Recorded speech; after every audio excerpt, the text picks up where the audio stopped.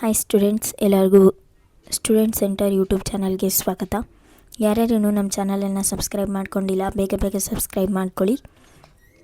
ಹಾಗೆ ನಮ್ಮ ಚಾನಲ್ಗೆ ಯಾರಾದರೂ ಹೊಸದಾಗಿ ವಿಸಿಟ್ ಮಾಡ್ತಾಯಿದ್ರು ಸಹ ಅವರು ಸಹ ನಮ್ಮ ಚಾನಲನ್ನು ಸಬ್ಸ್ಕ್ರೈಬ್ ಮಾಡ್ಕೊಳ್ಳಿ.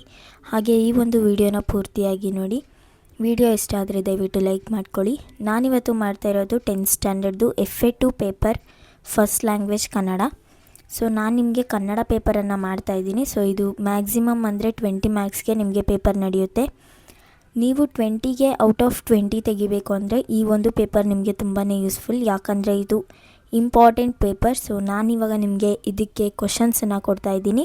ಸೊ ನಿಮ್ಮ ನೋಟ್ಸಲ್ಲಿರುವಂಥ ಆನ್ಸರ್ಸನ್ನು ನೀವು ಓದ್ಕೊಳ್ಬೇಕಾಗುತ್ತೆ. ಸೊ ಪೂರ್ತಿ ವಿಡಿಯೋನ ನೋಡಿ, ಎಲ್ಲೂ ಸ್ಕಿಪ್ ಮಾಡೋಕ್ಕೆ ಹೋಗಬೇಡಿ. ಹಾಗೆ ನಾನು ಸ್ವಲ್ಪ ಟ್ರಿಕ್ಸ್ಗಳನ್ನು ಹೇಳ್ತೀನಿ ಯಾವ ರೀತಿ ಬರೀಬೇಕು ಅನ್ನೋದನ್ನು, ಅದಕ್ಕಾಗಿ ಗಮನ ಇಟ್ಟು ಕೇಳಿಸ್ಕೊಳ್ಳಿ.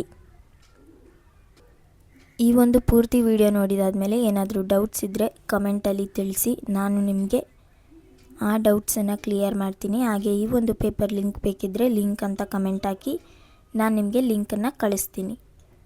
ಹಾಗೆ ನೆಕ್ಸ್ಟು ನಿಮ್ಮ ಒಂದು ಫ್ರೆಂಡ್ಸ್ ಅಥವಾ ನಿಮ್ಮ ಸೀನಿಯರ್ಸ್ ಜೂನಿಯರ್ಸ್ ಯಾರಾದರೂ ಇದ್ದರೆ ಅವರು 5th to 12th ಸ್ಟ್ಯಾಂಡರ್ಡ್ವರೆಗೂ ಓದ್ತಾ ಇದ್ದರೆ ಅವ್ರಿಗೆ ನಮ್ಮ ಚಾನಲನ್ನು ಸಜೆಸ್ಟ್ ಮಾಡಿ. ಯಾಕಂದರೆ ನಮ್ಮ ಚಾನಲಲ್ಲಿ ಈ ಪ್ರತಿಯೊಂದು ಕ್ಲಾಸ್ಗಳಿಗೂ ಅಂದರೆ 5th ಆಗಿರ್ಬೋದು, 6th 5th ಸ್ಟ್ಯಾಂಡರ್ಡಿಂದ ಹಿಡಿದು 12th ಸ್ಟ್ಯಾಂಡರ್ಡ್ವರೆಗೂ ಎಲ್ಲ ಕನ್ಫರ್ಮ್ ಕ್ವಶನ್ ಪೇಪರ್, ಹಾಗೆ ಇಂಪಾರ್ಟೆಂಟ್ ಕ್ವಶನ್ಸು ಮತ್ತು ಅವ್ರಿಗೆ ಸ್ಟಡಿ ಮೆಟೀರಿಯಲ್ಸ್ ಏನೇನು ಬೇಕಾಗುತ್ತೆ ಎಲ್ಲನೂ ಅವೈಲೇಬಲ್ ಇದೆ ನಮ್ಮ ಒಂದು ಚಾನಲಲ್ಲಿ. ಸೊ ನೀವು ಹೋದ ವರ್ಷವೂ ನೋಡ್ಬೋದು, ನಾವು ಹೋದ ವರ್ಷದಿಂದನೂ ನಮ್ಮ ಚಾನಲನ್ನು ಸ್ಟಾರ್ಟ್ ಮಾಡಿದ್ದೀವಿ. ಸೊ ಪ್ರತಿಯೊಬ್ಬರಿಗೂ ಸಹ ನಮ್ಮ ಚಾನಲಿಂದ ಉಪಯೋಗ ಆಗಬೇಕು ಸ್ಟೂಡೆಂಟ್ಸ್ಗೆ ಅಂತಂದ್ಬಿಟ್ಟು ನಾವು ಈ ಒಂದು ಚಾನಲನ್ನು ಸ್ಟಾರ್ಟ್ ಮಾಡಿದ್ದೀವಿ. ಅದಕ್ಕಾಗಿ ನೀವು ದಯವಿಟ್ಟು ಸಹಾಯ ಮಾಡಬೇಕು. ನಮ್ಮ ಚಾನಲನ್ನು ಸಬ್ಸ್ಕ್ರೈಬ್ ಮಾಡ್ಕೊಳ್ಳೋದ್ರ ಮೂಲಕ ನಮಗೆ ಸಹಾಯ ಮಾಡಿ.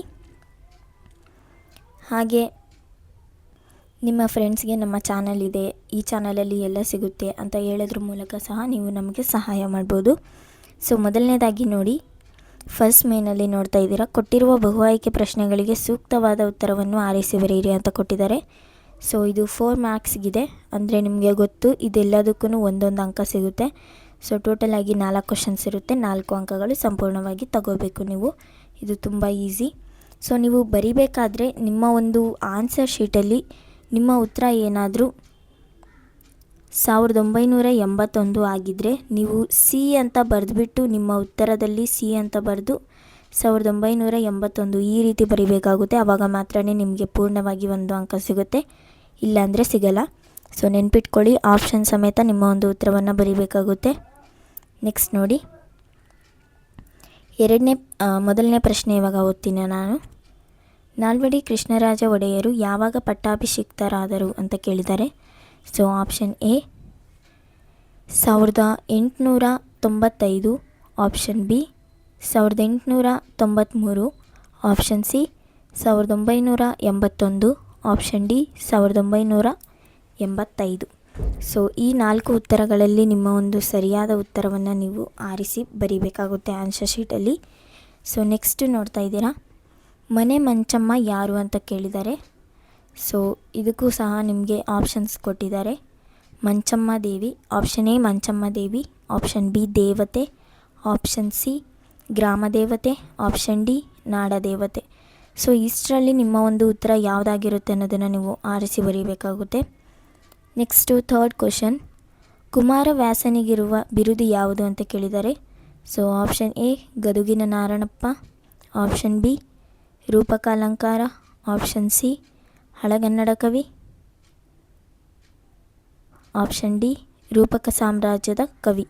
ಸೊ ಇಷ್ಟರಲ್ಲಿ ಯಾವ ಉತ್ತರ ಸರಿ ಇದೆ ಅನ್ನೋದನ್ನು ನೀವು ಬರೀಬೇಕಾಗುತ್ತೆ. ಇದು ಯಾವಾಗ ಗೊತ್ತಾಗುತ್ತೆ ಅಂದರೆ ನೀವು ಕವಿ ಪರಿಚಯವನ್ನು ಓದಿದರೆ ಅದರಲ್ಲಿ ಕೊಟ್ಟಿರ್ತಾರೆ ನಿಮಗೆ ಹೈಲೈಟ್ ಮಾಡಿ ಏನಂತಾರೆ ಅಂತ ಅವರ ಬಿರುದು ಎಲ್ಲ. ಸೊ ಅದನ್ನು ನೀವು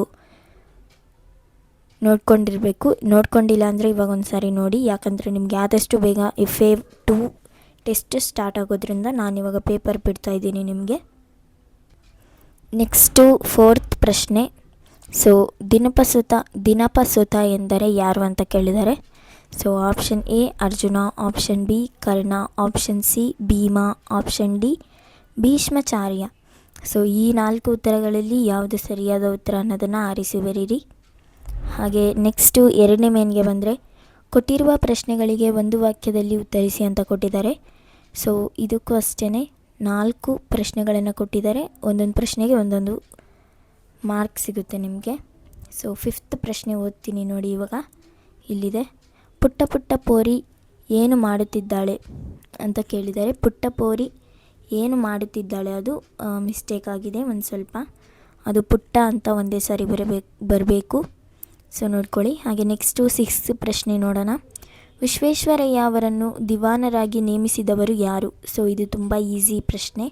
ನಿಮಗೆ ಇದಕ್ಕೆಲ್ಲದಕ್ಕೂ ನಾರ್ಮಲಾಗಿ ಹಿಂಗೆ ಕೇಳಿದ್ರೇ ಆನ್ಸರ್ ಗೊತ್ತಿರುತ್ತೆ. ಹಾಗೆ ನೆಕ್ಸ್ಟು 7th ಪ್ರಶ್ನೆ, ಅಶೋಕ್ ಪೈರ್ ಅವರ ವೃತ್ತಿ ಯಾವುದು ಅಂತ ಕೇಳಿದ್ದಾರೆ. ಸೊ ಇದಕ್ಕೂ ಅಷ್ಟೇ ಆನ್ಸರ್ ಗೊತ್ತಿರುತ್ತೆ ನಿಮಗೆ. ನೆಕ್ಸ್ಟು 8th ಪ್ರಶ್ನೆ, ಕುಮಾರವ್ಯಾಸನ ಆರಾಧ್ಯ ದೈವ ಯಾರು ಅಂತ ಕೇಳಿದ್ದಾರೆ. ಇದು ಅಷ್ಟೇ ನಿಮಗೆ ಗೊತ್ತಿರುತ್ತೆ. ಈಸಿ ಕ್ವಶನ್ಸ್ ಇದೆ, 1 ಮಾರ್ಕ್ದೆಲ್ಲ ಈಸಿನೇ ಇರುತ್ತೆ. ಪಾಠ ಮಾಡಿದರೆ ಆರಾಮಾಗಿ ಆನ್ಸರನ್ನು ಮಾಡ್ಬೋದು. ಹಾಗೆ ನೆಕ್ಸ್ಟು 3rd ಮೇನಿಗೆ ಬನ್ನಿ.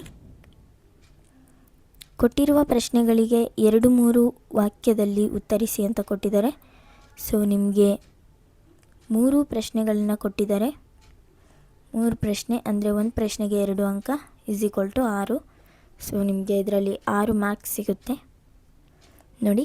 9ನೇ ಪ್ರಶ್ನೆ ಓದ್ತೀನಿ. ಭಗತ್ ಸಿಂಗ್ ಜಲಿಯನ್ ವಾಲಾಬಾಗ್ನ ಮಣ್ಣಿನ ಕುರಿತು ತನ್ನ ತಂಗಿಗೆ ಏನೆಂದು ಹೇಳುತ್ತಾನೆ? ಸೊ ಇದು ನಿಮಗೆ ಗೊತ್ತಿದೆ. ಅದು ಅವರ ತಂಗಿ ಹೇಳಿರೋದನ್ನು ನಿಮಗೆ ಡಬಲ್ ಇನ್ವರ್ಟೆಡ್ ಕಾಮದಲ್ಲಿ ಕೊಟ್ಟಿದ್ದಾರೆ. ಸೊ ಅದನ್ನು ಕರೆಕ್ಟಾಗಿ ಏನಿದೆ ಅದನ್ನೇ ಬರೀಬೇಕು. ಆವಾಗ ಮಾತ್ರ ಸಂಪೂರ್ಣವಾಗಿ 2 ಅಂಕ ಸಿಗುತ್ತೆ. ನೆಕ್ಸ್ಟು 10ನೇ ಪ್ರಶ್ನೆ, ಅಂಟು ದಿಸ್ ಲಾಸ್ಟ್ ಕೃತಿ ಗಾಂಧೀಜಿಯವರ ಮೇಲೆ ಯಾವ ಪರಿಣಾಮ ಬೀರಿತು ಅಂತ ಕೇಳಿದ್ದಾರೆ. ಇದು ಅಷ್ಟೇ, ಟೆಕ್ಸ್ಟ್ ಬುಕ್ಕಲ್ಲಿ ನಿಮಗೆ ಆನ್ಸರ್ ಸಿಗುತ್ತೆ. ಅಥವಾ ನೀವು ನೋಟ್ಸ್ ಬರೆದಿದ್ದರೆ ನಿಮಗೆ ತುಂಬ ಈಸಿಯಾಗಿ ಆನ್ಸರ್ ಸಿಕ್ಕಿರುತ್ತೆ. ನೆಕ್ಸ್ಟ್ ನೋಡಿ 11th ಪ್ರಶ್ನೆ, ಶಿಕ್ಷಣದ ಬಗ್ಗೆ ವಿಶ್ವೇಶ್ವರಯ್ಯ ಅವರು ಏನೆಂದು ಹೇಳಿದ್ದಾರೆ. ಇದು ಅಷ್ಟೇ, ಡಬಲ್ ಇನ್ವರ್ಟೆಡ್ ಕಾಮದಲ್ಲಿದೆ. ಸೊ ಅದನ್ನು ನೋಡ್ಕೊಳ್ಳಿ. ನೆಕ್ಸ್ಟ್ ನೋಡಿ, ಸೊ ನಿಮಗೆ ಒಂದು ಸಂದರ್ಭ ಸ್ವಾರಸ್ಯ ಕೊಟ್ಟಿದ್ದಾರೆ. ಸೊ 4th ಮೇನಲ್ಲಿ ಸಂದರ್ಭ ಸ್ವಾರಸ್ಯ ಇದೆ, ಒಂದೇ ಇದೆ. ಸೊ ಒಂದನ್ನು ನೀವು ಬರೀಬೇಕು. 2 ಕೊಟ್ಟಿದ್ದಾರೆ, 2ರಲ್ಲಿ ಆಪ್ಷನ್ಗಿದೆ ಆರ್ ಅಂತ. ಸೊ ನೀವು 2ರಲ್ಲಿ ಒಂದನ್ನು ಬರೆದ್ರೆ ನಿಮಗೆ 3 ಅಂಕಗಳು ಸಿಗುತ್ತೆ. ಸೊ ನೋಡ್ಕೊಳ್ಳಿ. 2 ಪ್ರಶ್ನೆನೂ ಓದ್ತೀನಿ, ನಿಮಗೆ ಯಾವ್ದು ಈಸಿ ಅನಿಸುತ್ತೆ ಅದಕ್ಕೆ ನೀವು ಆನ್ಸರ್ಸನ್ನು ಬರೀರಿ. 12ನೇ ಪ್ರಶ್ನೆ, ತಾವು ಕಡಿಮೆ ಮಾತನಾಡಿದ್ದೀರಿ, ಹೆಚ್ಚು ಕೆಲಸ ಮಾಡಿದ್ದೀರಿ, ಅಥವಾ ರವಿಸುತ್ತನ ಕಿವಿಯಲ್ಲಿ ಬಿತ್ತಿದನು ಭಯವ? ಸೊ ನೋಡಿಕೊಂಡು ಆನ್ಸರನ್ನು ಮಾಡಿ. ನೆಕ್ಸ್ಟು 5-6 ವಾಕ್ಯಗಳಲ್ಲಿ ಉತ್ತರಿಸಿ. ಸೊ ಇದಕ್ಕೆ 2 ಪ್ರಶ್ನೆಗಳನ್ನು ಕೊಟ್ಟಿದ್ದಾರೆ. 2ರಲ್ಲಿ ನೀವು ಒಂದು ಪ್ರಶ್ನೆಗೆ ಉತ್ತರವನ್ನು ಬರೀಬೇಕು. ಸೊ ಇದಕ್ಕೆ 4 ಅಂಕಗಳಿರುತ್ತೆ. ಇಲ್ಲಿ ಸ್ವಲ್ಪ ಮಿಸ್ಟೇಕ್ ಆಗಿದೆ. ಸೊ ನೋಡಿ, ನಾಲ್ವಡಿ ಕೃಷ್ಣರಾಜ ಒಡೆಯರ ಕಾಲದಲ್ಲಿ ಮೈಸೂರು ಮಾದರಿ ರಾಜ್ಯ ಹೇಗಾಯಿತು? ಸೊ ಇದು ನಿಮಗೆ ಸೋಷಲಲ್ಲೂ ಸಹ ಇದೇ ಬರುತ್ತೆ. ಹಾಗೆ ನೆಕ್ಸ್ಟ್ ನೋಡಿ, ಕರ್ಣನಿಗೆ ಶ್ರೀಕೃಷ್ಣನು ಒಡ್ಡಿದ ಆಮಿಷಗಳೇನು? ಸೊ ಇದು ಇಂಪಾರ್ಟೆಂಟ್ ಕ್ವಶನ್ನೇ, ನಿಮ್ಮ ಫೈನಲ್ ಎಕ್ಸಾಮ್ಗೆ ಬರ್ಬೋದಾದಂಥ ಪ್ರಶ್ನೆ. ಸೊ ಅದಕ್ಕೆ ನೋಡಿ ಇವಾಗಲೇ ಓದ್ಕೊಳ್ಳಿ, ತುಂಬ ಯೂಸ್ ಆಗುತ್ತೆ. ಸೊ ಇಷ್ಟು ಪ್ರಶ್ನೆಗಳಲ್ಲಿ ನಿಮ್ಮ ಒಂದು FA2ಗೆ ಖಂಡಿತವಾಗ್ಲೂ ಬಂದೇ ಬರುತ್ತೆ. ಸೊ ಇದನ್ನು ಮಿಸ್ ಮಾಡ್ದಿರ ಓದ್ಕೊಳ್ಳಿ. ಹಾಗೆ ನಿಮ್ಮ ಟೀಚರ್ಸ್ ಹೇಳುವಂಥ ಇಂಪಾರ್ಟೆಂಟ್ ಕ್ವಶನ್ಸ್ ಹೇಳಿ, ಯಾಕಂದರೆ ನಿಮ್ಮ ಟೀಚರ್ಸೇ ಪೇಪರ್ಸನ್ನು ರೆಡಿ ಮಾಡ್ತಾರೆ. ಬಟ್ ಈ ಒಂದು ಪ್ರಶ್ನೆ ಪತ್ರಿಕೆಯಲ್ಲಿರುವಂಥ ಪ್ರಶ್ನೆಗಳು ಖಂಡಿತವಾಗ್ಲೂ ಬಂದೇ ಬರುತ್ತೆ. ಅದಕ್ಕಾಗಿ ಈ ಒಂದು ಕ್ವಶನ್ ಪೇಪರನ್ನು ನಮ್ಮ ಚಾನಲ್ ಕಡೆಯಿಂದ ಬಿಟ್ಟಿದ್ದೀನಿ. ಏನಾದರೂ ಡೌಟ್ಸ್ ಇದ್ದರೆ ದಯವಿಟ್ಟು ಕಮೆಂಟಲ್ಲಿ ತಿಳಿಸಿ. ಈ ಕ್ವಶನ್ ಪೇಪರ್ದು ಲಿಂಕ್ ಬೇಕಿದ್ದರೆ ಕಮೆಂಟಲ್ಲಿ ತಿಳಿಸಿ. Thank you so much for watching.